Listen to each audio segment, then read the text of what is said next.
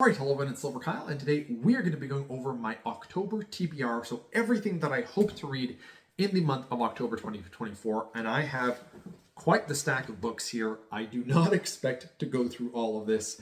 Another thing too is that I technically won't, because one of these books is a compilation of 4 books, and I'm only going to be reading book 1.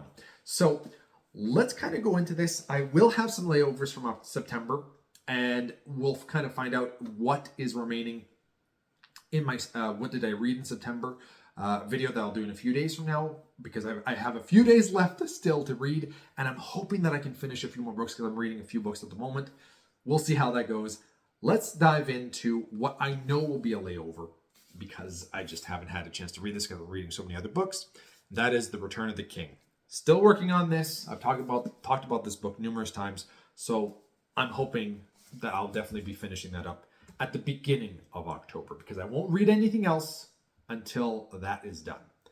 Afterwards, then we can start focusing on a few other books. We've got Dune, because I really want to read this as I want to watch the movies. I had started the first movie and I stopped it halfway through because I was like, I want to read these first before I dive into the movie. So I just need to read the first book here, which is just this gorgeous edition.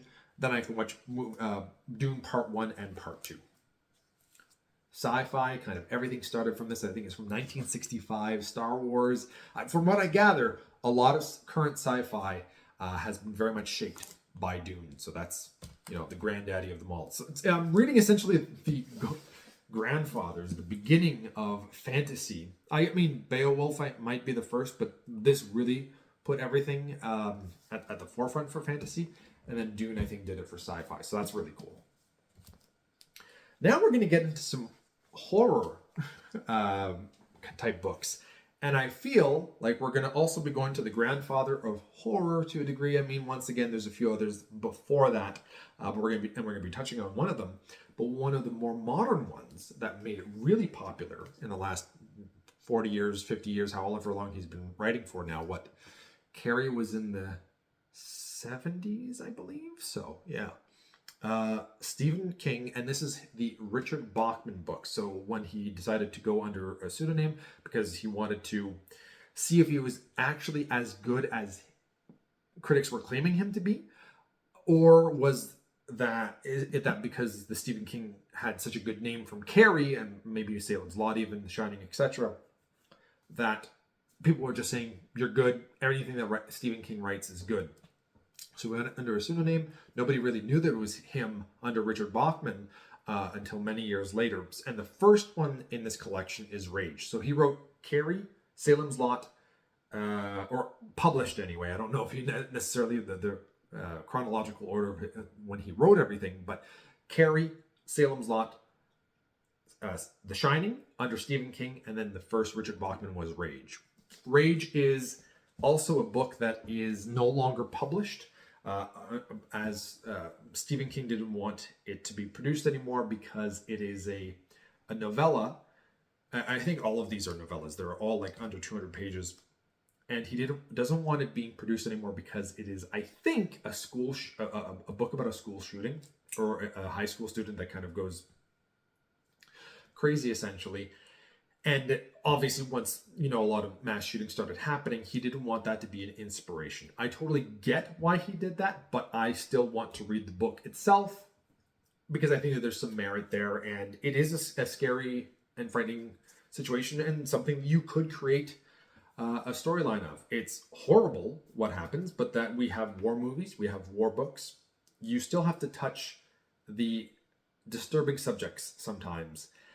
Even if they are extremely real. And I think that sometimes makes the book a little bit better if you're prepared for that. Sometimes you're like, I don't want to deal with anything that's too realistic, and I get that completely as well, but I like having the choice. So that's why I picked this up. I want everything in hardcover from Stephen King anyway, but yeah, this book right here was expensive to get because of Rage. All right. As I was talking about with the granddaddy for horror, I think potentially Bram Stoker would be the actual granddaddy with Dracula. I don't know what version this is. I think it is the Fingerprint Classics. I don't know. It's in a seal, which is rare. You don't get books like that. It has the goldish kind of pages there. So I've read a shortened version of Dracula. I know the story.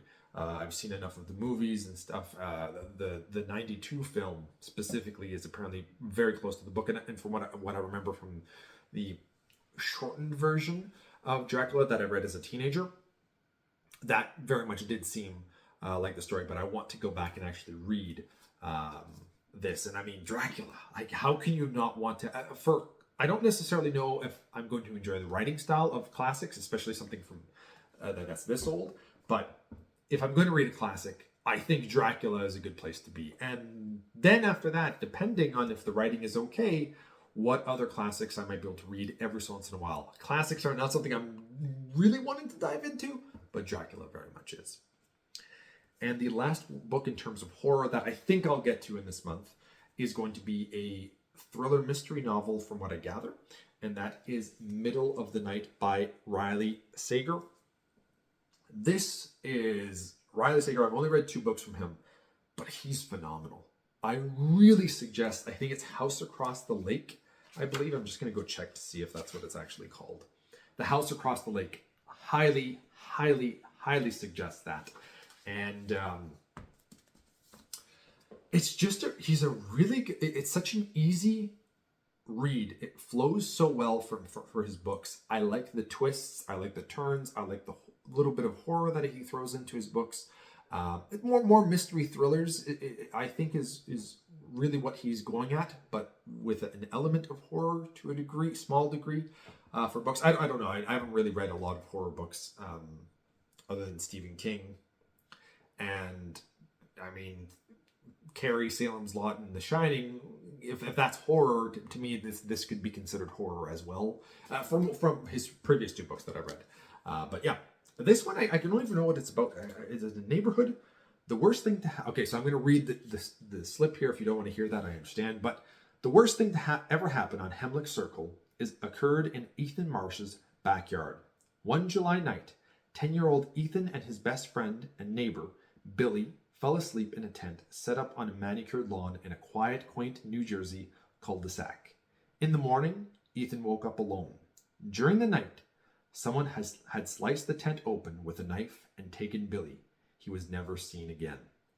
30 years later, Ethan has reluctantly returned to his childhood home. Plagued by bad dreams and insomnia, he begins to notice strange things happening in the middle of the night. Someone seems to be roaming the cul-de-sac at odd hours, and signs of Billy's presence keep appearing in Ethan's backyard.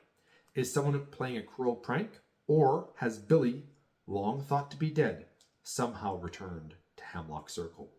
The mysterious occurrences prompt Ethan to investigate what really happened that night, a quest that reunites him with former friends and neighbors and leads him into the woods that surrounded Hemlock Circle.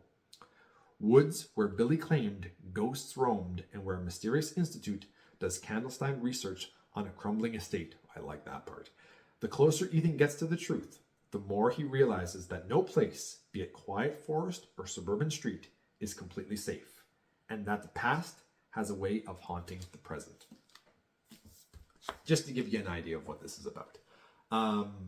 Yeah, I'm totally into that. I have no idea if it's going to have supernatural stuff or if it's going to be someone playing a prank.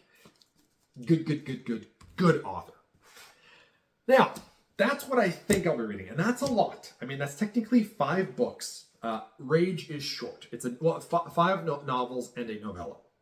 Now, if I can get through all of that, which I don't think I will, but if I do, I think I could potentially start Shadow of the Gods by John Gwynne. This is book 1 of, what is this? The Bloodsworn. And book 3, which is the end of it, which it completes the trilogy, comes out at the very end of October. So I'll hopefully just be starting that trilogy, and I'll be able, if I like it, I'll pick up book 2 and 3, and I'll finish that off in the rest of the year. So that is my entire plan for the month of October. Let me know in the comments below if you've read any of these and what you plan to read in the month of October. Thank you all for watching. You have been bearded in. Beardage.